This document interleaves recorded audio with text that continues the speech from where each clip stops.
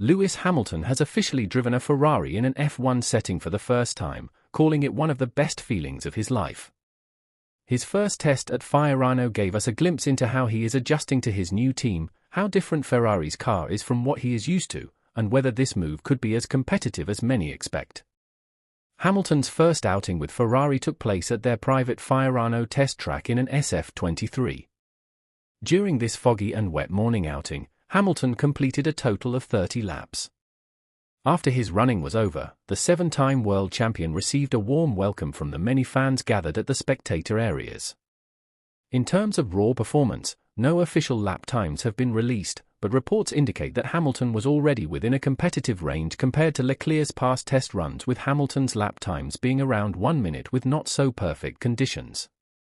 That's an encouraging sign, as Leclerc's fastest time at the Ferrari track is a reported 57.6 seconds and had a reported 1:06-minute pace Wednesday afternoon. However, recent reports have showed that his Ferrari debut may not have gone entirely trouble-free, with Hamilton making many adjustments throughout his run. A particular area of trouble was the car's pedals. Hamilton tried many configurations during the test without finding a solution.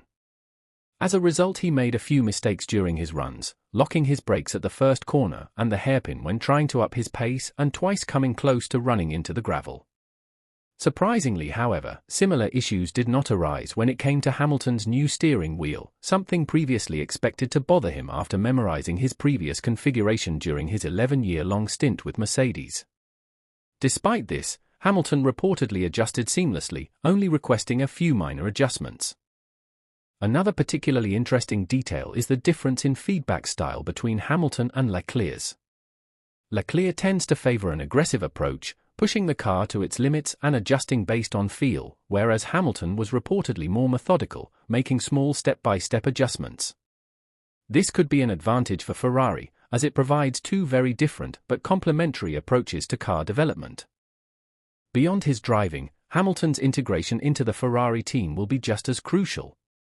Over the years, Ferrari has been criticized for inconsistent strategy decisions, something Hamilton hasn't had to deal with as frequently at Mercedes.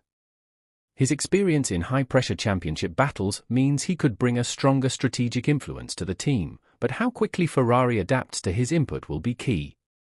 From a team dynamic perspective, all signs point to a positive relationship between Hamilton and Leclerc so far. However, internal competition will inevitably intensify once the season begins.